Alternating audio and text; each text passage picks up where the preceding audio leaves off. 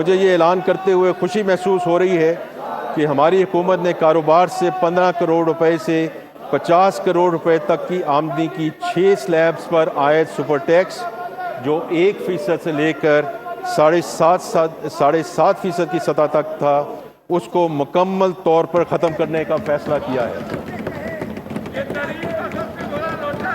اسی طرح 50 کروڑ روپے سے زائد آمدنی پر سپر ٹیکس کی شرح 10% سے کم کر کے 8% کرنے کی تجویز ہے۔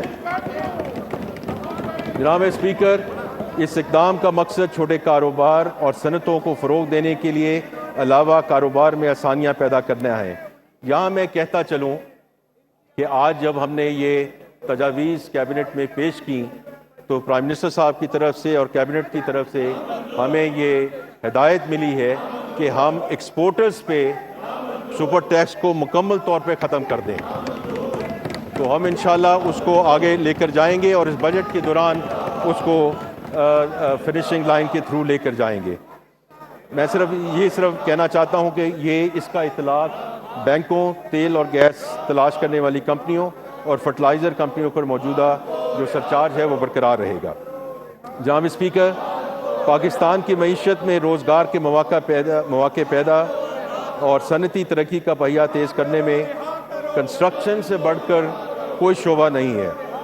جب کنسٹرکشن کا شعبہ ترقی کرتا ہے تو سیمنٹ، لوہا، شیشہ، timber, paint, tiles, hardware اور 40 سے زائد صنعتیں نشو و نما پاتی ہیں۔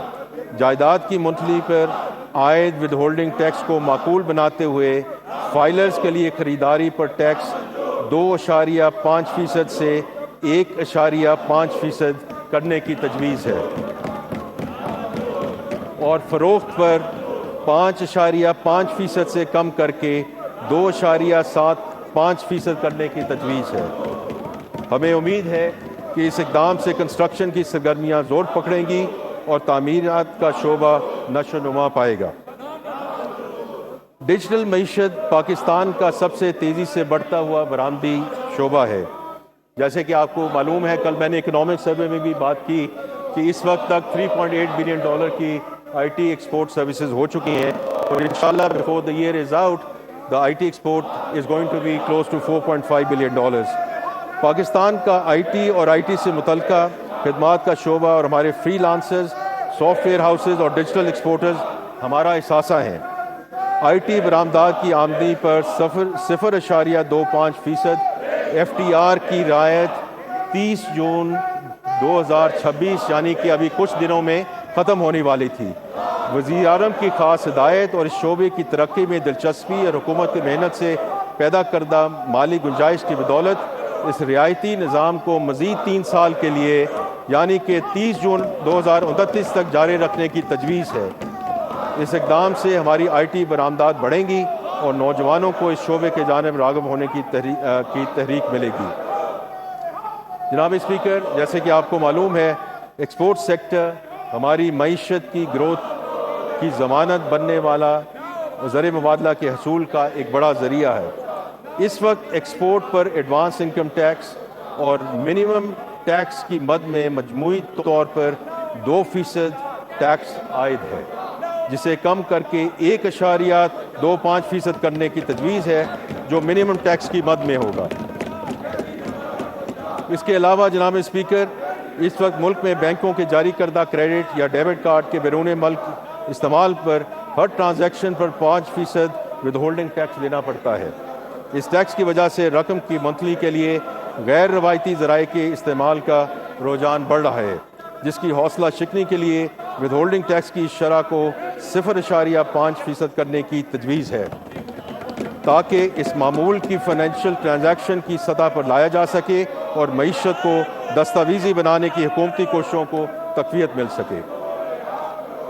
جناب اسپیکر، غیر ملکی اثاثے رکھنے پر کیپٹل ویلیو ٹیکس ختم کرنے کی تجویز ہے۔ یہ ٹیکس غیر ملکی اثاثے ظاہر کرنے کی حوصلہ شکنی کا باعث بن رہا تھا، جو اس ٹیکس کے بنیادی مقصد کے منافی ہے۔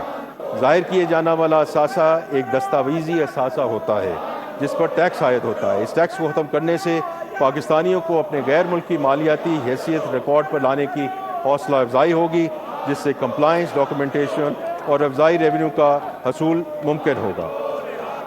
جناب اسپیکر، خواتین کی صحت کے لیے ضروری اشیاء مثلاً سینیٹری پیڈز اور متعلقہ اشیاء روزمرہ زندگی کی ضروریات ہیں جو خواتین کی صحت، وقار اور معاشرتی سرگرمیوں میں بھرپور شرکت کے لیے لازم ہے۔